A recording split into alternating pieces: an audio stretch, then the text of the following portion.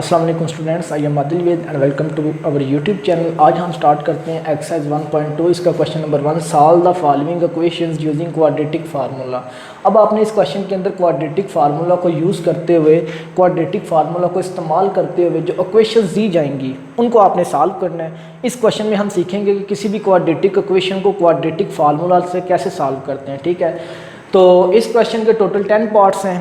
इस वीडियो के अंदर हम 6 पार्ट डिस्कस करेंगे। तो पार्ट नंबर 1 हम करते हैं, इसका चेक करते हैं इसके ऊपर क्वाड्रेटिक फार्मूला कैसे अप्लाई किया जाता है। तो सबसे पहले हम इसको वैसे का वैसे नीचे लिख लेते हैं। अब क्वाड्रेटिक फार्मूला तब अप्लाई किया जाता है जब आपकी एक क्वाड्रेटिक इक्वेशन बनी होती है। ये आपके पास क्वाड्रेटिक इक्वेशन तकरीबन बनी हुई है, लेकिन इसको अभी अरेंज करना है हमने। इसको सबसे पहले हम अरेंज करते हैं, इसकी स्टैंडर्ड फॉर्म में लेके आते हैं या प्योर क्वाड्रेटिक फॉर्म में लेके आते हैं। अब क्वाड्रेटिक इक्वेशन क्या होती है, पहले एक्स स्क्वायर वाई टर्म, फिर एक्स वाई टर्म, फिर कांस्टेंट। तो हम इसको तरतीब दे लेते हैं, अरेंज कर लेते हैं। तो ये एक्स स्क्वायर वाई टर्म मौजूद है, इसको लिख लो माइनस एक्स स्क्वायर सबसे पहले। दूसरे नंबर पे आपको एक्स वाली टर्म चाहिए होती है। अब देखो एक्स वाली टर्म इक्वल के राइट साइड पे है, हमें एक्स के फ़ौरन बाद चाहिए और चाहिए भी लेफ्ट साइड पे। तो हम इसको राइट से लेफ्ट पे लाने के लिए प्लस 7x है, जब इधर आएगा तो माइनस 7x। तीसरे नंबर पे हमें कांस्टेंट चाहिए होता है। कांस्टेंट मौजूद है, क्या है, +2 है, लेफ्ट साइड पे मौजूद है, तो इसको वैसे का वैसे नहीं चलेगा, इज इक्वल टू 0, क्योंकि 7x था प्लस 7x, जब इधर है माइनस 7x तो वहाँ पे 0 रह जाएगा। X square x constant is equal to 0। अब हमारे पास ये क्वाड्रेटिक इक्वेशन की स्टैंडर्ड फॉर्म बन गई। अब हम इसके ऊपर क्वाड्रेटिक फार्मूला अप्लाई कर सकते हैं। अब इसको मज़ीद सिंप्लीफाई करने के लिए आप चेक करो कि एक्स स्क्वायर के साथ माइनस है, इस माइनस को ख़त्म करने के लिए हम पूरी इक्वेशन में से माइनस कॉमन ले लेते हैं। जब इन 3 टर्म में से इस इक्वेशन में से माइनस कॉमन लेंगे तो ये माइनस एक्स स्क्वायर था प्लस एक्स स्क्वायर हो जाएगा, माइनस 7x है प्लस 7x हो जाएगा, +2 है -2 हो जाएगा, इज इक्वल टू 0 वैसे का वैसे ही। जब आप 2 या 2 से ज़्यादा टर्म में से माइनस कॉमन लेते हो तो उन सब के साइन चेंज हो जाते हैं। ठीक है, अब ये एक्स स्क्वायर प्लस 7x -2 वैसे का वैसे लिख दो। ये माइनस मल्टीप्लाई हो रहा है अंदर, जब दूसरी साइड पे जाएगा 0 के साथ डिवाइड होगा तो 0 बन जाएगा। ठीक है, अब आपने इस इक्वेशन को मज़ीद सिंप्लीफाई जब किया है तो आपके पास ये एक क्वाड्रेटिक इक्वेशन की स्टैंडर्ड फॉर्म आ चुकी है। अब हम इसके ऊपर क्वाड्रेटिक फार्मूला अप्लाई करते हैं और चेक करते हैं कि इसको कैसे सॉल्व करना है। क्वाड्रेटिक फार्मूला होता है आपके पास x is equal to -b plus minus b square minus 4ac under root 2a। अब आपकी क्वाड्रेटिक इक्वेशन में जो वेरिएबल था x था ना, तो आपने यहाँ पे x is equal to formula, अगर यहाँ पे फॉर एग्जांपल y होता y स्क्वायर, y और कांस्टेंट, तो यहाँ आपने लिखना y इज इक्वल टू जो क्वाड्रेटिक इक्वेशन के अंदर वेरिएबल दिया जाता है उसी को इस्तेमाल करते हुए आपने फार्मूला लिखना होता है। ठीक है, तो यहाँ x स्क्वायर है तो हम x स्क्वायर का फार्मूला लिख लेते हैं, x का फार्मूला लिख लेते हैं क्योंकि वेरिएबल x दिया है। x is equal to -b plus minus b square minus 4ac under root 2a। अब इसमें देखो फार्मूला में आपको कितनी वैल्यू चाहिए। फार्मूला में आपको b की वैल्यू चाहिए, a की वैल्यू चाहिए, c की वैल्यू चाहिए। आपको 3 वैल्यूज़ चाहिए, a, b और c। अगर ये तीनों वैल्यू आप किसी तरीके से निकाल लेते हो, ढूंढ लेते हो, तो आप उन तीनों वैल्यू को क्वाड्रेटिक फार्मूला के अंदर पुट करके आसानी के साथ इसको सॉल्व कर सकते हो। अब किसी भी क्वाड्रेटिक इक्वेशन के ऊपर जब कंप्लीट ये क्वाड्रेटिक फार्मूला अप्लाई किया जाता है तो इसमें से आपने a, b, c की वैल्यू निकाल लेनी होती है। सबसे पहले हम a की वैल्यू निकालते हैं। अब इस क्वाड्रेटिक इक्वेशन में से a की वैल्यू कैसे निकलेगी, आपने हमेशा याद रखना है जो एक्स स्क्वायर वाई टर्म होती है, ये एक्स स्क्वायर वाई टर्म, इसका जो कॉफिशेंट होता है वो a की वैल्यू होती है। अब यहाँ पे देखो एक्स स्क्वायर के साथ कोई कॉफिशेंट नहीं लिखा हुआ, ना लिखा हो तो 1 होता है, इसका मतलब है a की वैल्यू कितनी आ गई, 1। दूसरे नंबर पे हमें b की वैल्यू चाहिए होती है। अब b की वैल्यू कौन सी होती है, कहाँ से आप निकालते हो, आपने हमेशा याद रखना है जो x वाली टर्म होती है, x वाली टर्म के साथ जो कॉफिशेंट होता है वो b की वैल्यू होती है। अब x के साथ कॉफिशेंट कौन सा है, +7 है, तो आप सिर्फ 7 लिख दो। अगर -7 होता तो आपने यहाँ पे -7 लिखना था। अब क्योंकि +7 है, प्लस लिखते नहीं, हम सिर्फ 7 लिख लेते हैं। थर्ड नंबर पे आपको c की वैल्यू चाहिए होती है। c की वैल्यू क्या होती है, जो कांस्टेंट दिया होता है क्वाड्रेटिक इक्वेशन में वो हमेशा c की वैल्यू होती है। अब यहाँ पे कांस्टेंट कौन सा दिया हुआ है, -2, इसका मतलब है c की वैल्यू कितनी है, -2। a की वैल्यू निकालने के लिए एक्स स्क्वायर का कोएफिशिएंट देखा, b की वैल्यू निकालने के लिए x का कोएफिशिएंट देखा और c की वैल्यू निकालने के लिए कांस्टेंट देखा हमने। ठीक है, अब हमारे पास तीनों वैल्यूज़ आ गई हैं। अब हम इसको फार्मूला के अंदर पुट करते हैं। पुट करने के बाद हम इसको सॉल्व कर लेते हैं। तो x is equal to minus B है, माइनस वैसे का वैसे, b की वैल्यू कितनी है 7, पुट कर दो, प्लस माइनस वैसे का वैसे, अंडर रूट वैसे का वैसे लगा दो। अब b स्क्वायर है, b की वैल्यू कितनी है 7, तो आप लिख दो 7 का स्क्वायर, माइनस वैसे का वैसे ही, आगे क्या है 4ac है तो 4 वैसे का वैसे ही, a है तो a की वैल्यू कितनी है 1 है, अब ब्रैकेट के अंदर पुट कर दो। आगे c है, c की वैल्यू कितनी है -2 है, वो भी आप पुट कर दो।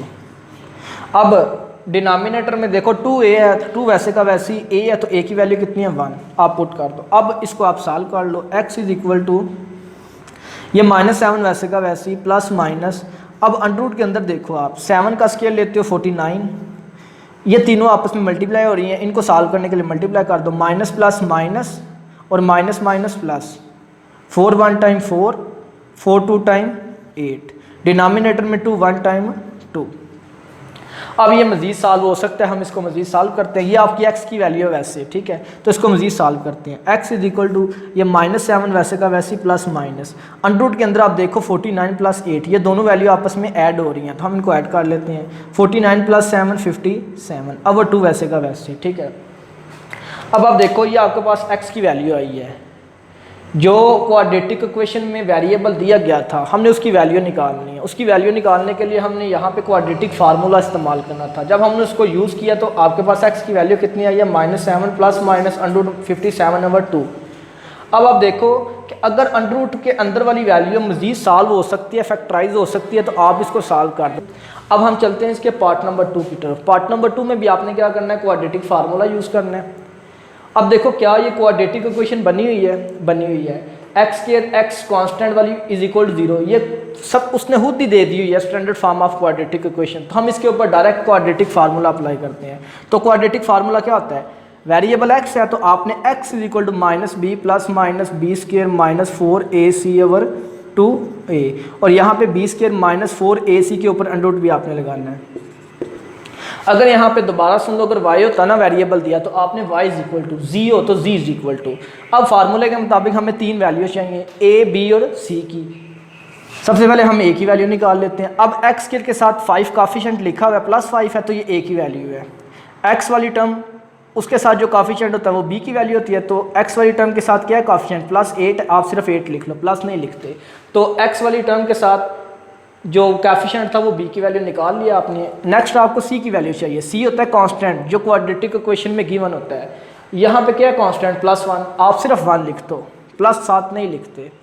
अब x स्क्वायर के साथ काफिशिएंट a, x वाली टर्म के साथ काफिशिएंट वो b की वैल्यू, कांस्टेंट c की वैल्यू। अब तीनों वैल्यू हमारे पास मौजूद है। अब हम इनको फार्मूले के अंदर पुट करने के बाद सॉल्व कर लेते हैं। आप लिखो x is equal to minus वैसे का वैसी b की वैल्यू कितनी है +8, आप 8 लिख दो, प्लस माइनस। अब अंडर रूट के अंदर देखो b स्क्वायर माइनस 4ac है, b स्क्वायर तो b की वैल्यू कितनी है 8 है तो 8 का स्क्वायर, माइनस वैसे का वैसी, आगे 4 है वैसे का वैसी, आगे a है तो a की वैल्यू कितनी है 5, आगे कितना है c है, c की वैल्यू कितनी है 1, आप भी 1 पुट कर दो। डिनोमिनेटर में 2a है तो 2 वैसे का वैसी, a की वैल्यू कितनी है 5 है, आप पुट कर दो। आप इसको मजीद सॉल्व कर लो। x इज इक्वल टू -8 वैसे का वैसी प्लस माइनस वैसे का वैसी। अब अंडर रूट के अंदर आप देखो 8 का स्क्वायर लेते हो 64, ये तीनों आपस में मल्टीप्लाई हो रही हैं। सबसे पहले हम इनके साइन मल्टीप्लाई करते हैं, फिर इनको मल्टीप्लाई करते हैं, माइनस प्लस माइनस और minus plus minus, 4 5 times 20, 21 time 20। अब डिनोमिनेटर को तो आपने सॉल्व कर लिया, अब डिनोमिनेटर है, डिनोमिनेटर में 2 वैल्यू मल्टीप्लाई हो रही हैं, प्लस प्लस प्लस 2 5 टाइम 10। अब ये मज़ीद सॉल्व हो सकता है तो हम इसको कर सकते हैं, कर लेते हैं। -8 वैसे का वैसे प्लस माइनस, अंडर रूट के अंदर आप देखो 2 वैल्यू आपस में सब्ट्रैक्ट हो रही हैं, माइनस हो रही हैं, हम इनको माइनस कर देते हैं। 64 माइनस 20 तो आपके पास कितना आ जाएगा 44, नीचे 10 वैसे का वैसे ही। अब ये आपके पास x की वैल्यू आ चुकी है। अब आप चेक करो क्या हम इसको मज़ीद सॉल्व कर सकते हैं, आप इसको मज़ीद सॉल्व कर सकते हो। क्यों? क्योंकि क्वाड्रेट ये अंडर रूट के अंदर एक कंपोजिट नंबर आया है। अब हम इस 44 की फैक्टराइजेशन करते हैं। जब आप इसकी फैक्टराइजेशन करोगे तो इसका आंसर आएगा फैक्टराइज करने से 211। अब 10 वैसे का वैसे ही। अब आप देखो ऊपर नॉमिनेटर में से 2 कॉमन आ जाता तो आप 2 कॉमन ले लो। जब आपने ऊपर से 2 कॉमन लिया तो ये क्या था -8 था, तो प्लस माइनस -2 4 टाइम 8।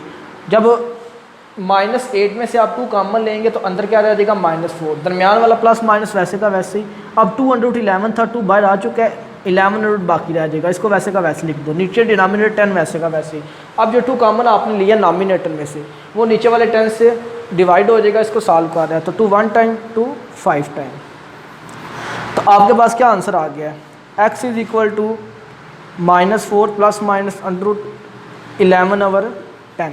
अब आप इसको मज़ीद सॉल्व नहीं कर सकते क्योंकि अंडर के अंदर एक प्राइम नंबर आ रहा है, प्राइम नंबर को हम मज़ीद सॉल्व नहीं कर सकते, इसकी मज़ीद फैक्टराइजेशन नहीं कर सकते। तो आप क्या करो, इसको एक दफ़ा प्लस करके लिख लो, इसी को एक दफ़ा माइनस करके लिख लो।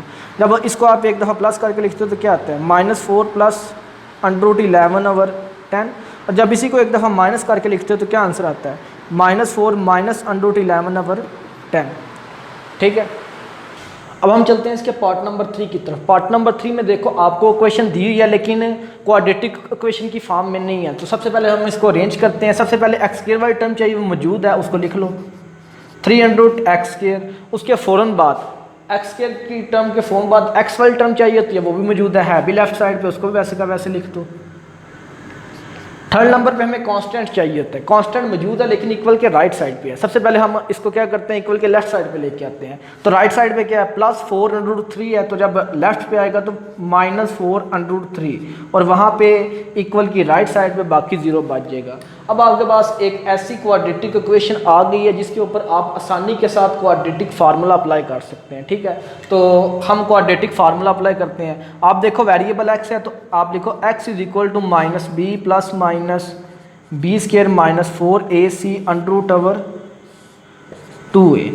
अब फार्मूले के मुताबिक आपको 3 वैल्यू चाहिए। सबसे पहले a की वैल्यू चाहिए। आप x² वाली जो टर्म है इसके साथ जो काफिशिएंट है वो a की वैल्यू है, तो यहाँ पे x² के साथ कौन सा काफिशिएंट है, 300 है, प्लस 300 है, तो आप सिर्फ 300 लिख लो। अब दूसरे नंबर पे आपको b की वैल्यू चाहिए आपको। अब b की वैल्यू जो x वाली टर्म के साथ जो काफिशिएंट होता है वो b की वैल्यू होती है। यहाँ पे x की टर्म के साथ क्या है, काफिशिएंट +1 है, आप सिर्फ 1 लिख लो, प्लस नहीं लिखते। इसके बाद आपको c की वैल्यू चाहिए होती है। c की वैल्यू कौन सी होती है, जो क्वाड्रेटिक इक्वेशन में कांस्टेंट गिवन होता है वो आपकी c की वैल्यू होती है। इस क्वाड्रेटिक इक्वेशन में कांस्टेंट कौन सा है, -4√3, तो आप पुट कर देंगे c इज इक्वल टू -4√3।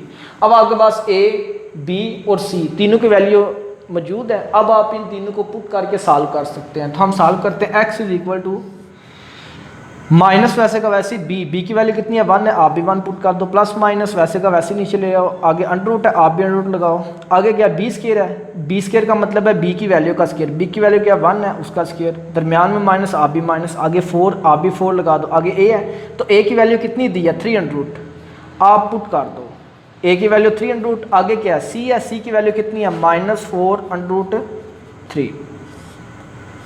अब डिनोमिनेटर में 2a है तो 2 वैसे का वैसे लिख दो, a की वैल्यू कितनी है आपके पास 300 है, तो वह आप पुट कर दो।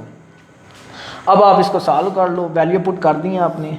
ये -1 वैसे का वैसे ही, प्लस माइनस वैसे का वैसे ही। अब अंडर के अंदर देखो कौन सी वैल्यू सॉल्व हो रही है, 1 का स्क्वायर लेते हो तो 1। अब आप देखो ये तीनों आपस में मल्टीप्लाई, ये तीनों 4√3 और -4√3 ये तीनों आपस में मल्टीप्लाई हो रही हैं। इन तीनों को मल्टीप्लाई करने के लिए सबसे पहले हम इनके साइन को मल्टीप्लाई करते हैं, माइनस प्लस माइनस और माइनस माइनस प्लस। अब ये 4 है, जब 4 इन दोनों के साथ मल्टीप्लाई होगा तो ये अंदर आप देखो अंडर वाली वैल्यू है, ठीक है। अब 4 अंडर वाली वैल्यू के साथ मल्टीप्लाई नहीं होगा, ये जो 4 है इस अंडर के बाहर वाली जो वैल्यू होगी ना उसके साथ मल्टीप्लाई होगा। अब इस √3 के बाहर क्या है, कुछ नहीं है, तो ना हो तो 1 होगा। 4 को इसके साथ मल्टीप्लाई कर दो, 4 1 टाइम 4। अब 4 1 टाइम 4 जब थर्ड के साथ करेंगे तो इस अंडर के बाहर क्या है -4 है, तो माइनस को हमने मल्टीप्लाई कर लिया, वह सिर्फ 4 बच गया, तो 4 के साथ कर दो। 4 1 टाइम 4, 4 4 टाइम 16। आपने क्या किया, पहले साइन मल्टीप्लाई किए, minus plus minus minus minus plus, 4 1 time 4 और 4 4 टाइम 16। अब जो अंडर वाली वैल्यूज़ हैं उनको आपस में मल्टीप्लाई कर दो। आप देखो दोनों सेम है, ये भी √3 है, ये भी √3 है, तो जब सेम वैल्यू को मल्टीप्लाई करते हैं तो उनका होल स्क्वायर बन जाता है। तो 300 मल्टीप्लाई बाय 300, तो 300 का होल स्क्वायर। नीचे आप देखो 2 √3 के साथ जब मल्टीप्लाई होगा तो इसके साथ नहीं मल्टीप्लाई होगा, इसके बाद जो वैल्यू लिखी होगी उसके साथ मल्टीप्लाई होगा। अब बाद कुछ नहीं लिखा, इसका मतलब है 1 लिखा हुआ है, तो 2 1 टाइम 2 √ वाली वैल्यू वैसे की वैसी रहेगी, ठीक है। नेक्स्ट इधर करते हैं इसको। अब इसको मज़ीद यहाँ पे सॉल्व कर लेते हैं। -1 वैसे का वैसे ही नामिनेटर में ऊपर, प्लस माइनस वैसे का वैसे ही।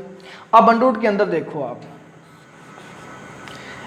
ये 1 वैसे का वैसे प्लस 16 वैसे का वैसे ही, लेकिन ये जो √3 का होल स्क्वायर है ये √ स्क्वायर से कैंसिल हो जाएगा, तो क्या रह जाएगा सिर्फ 3।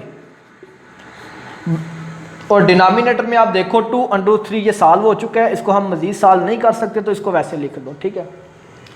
अब दोबारा इसको देखते हैं कि क्या ये ऊपर डिनोमिनेटर सॉल्व हो सकता है, तो -1 वैसे का वैसे लिख दो, प्लस माइनस दरमियान में वैसे का वैसे ही। √ के अंदर देखो ये 1 वैसे का वैसे ही, 16 3 के साथ मल्टीप्लाई हो रहा है, पहले साइन मल्टीप्लाई करो, प्लस प्लस प्लस 16 3 टाइम 48, नीचे डिनोमिनेटर 2 √3 ये सॉल्व हो चुका है, इसको वैसे का वैसे लिख दो, ठीक है। इज इक्वल टू -1 वैसे का वैसे ही, प्लस माइनस वैसे का वैसे ही। अब √ के अंदर देखो आप दो वैल्यू आपस में ऐड हो रही है, 1 + 48 49, डिनोमिनेटर सॉल्व हो चुका है, उसको वैसे का वैसे नीचे लिख दो। अब देखते हैं क्या ये मज़ीद सॉल्व हो सकता है। -1 प्लस माइनस, अब आप देखो ये 49 √ है, √ 49, तो 49 एक परफेक्ट स्क्वायर है, तो 49 का अगर आप √ ख़त्म करते हो तो आंसर आता है आपके पास 7, नीचे डिनोमिनेटर वैसे का वैसे लिख दो। अब आपके पास ये x की वैल्यू आई है, x की वैल्यू आपके पास क्या आई है, -1 प्लस माइनस 7/2 √3। अब आपके पास ये मजीद आ गई है, इसको सॉल्व करने के लिए आप क्या करो, इसको एक दफ़ा प्लस करके लिख लो, एक दफ़ा माइनस करके लिख लो, ताकि हम इसको मजीद सॉल्व कर लें। तो x = -1 प्लस 7/2 √3, एक दफ़ा प्लस करके लिख लिया। अब इसी को एक दफ़ा माइनस करके लिख लो आप, x = -1 माइनस 7/2 √3। अब इसको सॉल्व करते हैं, -1 प्लस 7 प्लस 6/2 √3, और इसको सॉल्व करते हैं, x = -1 माइनस 7 माइनस 8/2 √3। अब आप देखो ये नीचे ऊपर 6 है, नीचे 2 √3 है, तो ये 6 2 से डिवाइड हो जाता है, हम इन दोनों को सॉल्व कर सकते हैं, तो इनको काट दो, 2 1 टाइम 2 3 टाइम, तो x की फर्स्ट वैल्यू कितनी है, ये 3/√3, और यहाँ पे x की वैल्यू क्या आती है, ये भी 2 1 टाइम 2 4 टाइम, कैंसिल हो सकते हैं, हम इनको सॉल्व कर लेते हैं। ऊपर -4, नीचे क्या आ जाता है 3/, वैसे का वैसे ही। अब आपकी एक x की वैल्यू आई है 3/3, और x की दूसरी वैल्यू आपके पास आई है -4/3। अगर आप देखो तो हम इन दोनों को मज़ीद फैक्टराइज कर सकते, इनको रैशनलाइज कर सकते हैं। अगर आप चाहते हो कि हम इनको मज़ीद सॉल्व करें, वैसे आपका बेसिकली आंसर ये ठीक है यहाँ तक, लेकिन अगर कहते हो कि मैंने इसको मज़ीद सॉल्व करना है, जो बुक के पीछे आंसर है मैंने उसके साथ मैच करना है, तो आप इन दोनों को रैशनलाइज कर दो। तो हम इसको रैशनलाइज करते हैं। x की पहली वैल्यू क्या आई थी, 3/√3। अब इसके नीचे डिनोमिनेटर में जो √3 है, इसको खत्म करने के लिए हम इसको रैशनलाइज करते हैं। तो रैशनलाइज किस तरह किया जाता है, इसी को लो, डिनोमिनेटर को लो, मल्टीप्लाई भी कर दो, डिवाइड भी कर दो। x = ऊपर वाली को ऊपर वाली के साथ मल्टीप्लाई कर दो, नीचे वाली को नीचे वाली के साथ। 3/3 के साथ मल्टीप्लाई होगा तो 3/3, √3 के साथ जब मल्टीप्लाई होगा सेम वैल्यू है तो होल स्क्वायर हो जाएगा। x = नॉमिनेटर वैसे का वैसे ही, ये √स्क्वायर से कैंसिल, नीचे 3, अब ये 3 से कैंसिल हो सकता है, तो x = √3। ये आपकी x की जो फर्स्ट वैल्यू थी उसको हमने मज़ीद सॉल्व किया, किस तरीके से रैशनलाइज किया, उसको रैशनलाइज करने से आपकी जो फर्स्ट x की वैल्यू है वो √3 आई है, ठीक है। अगर आप कहते हो कि मैंने इसको भी सॉल्व करना है तो आप इसको भी मज़ीद सॉल्व कर सकते हैं, ठीक है।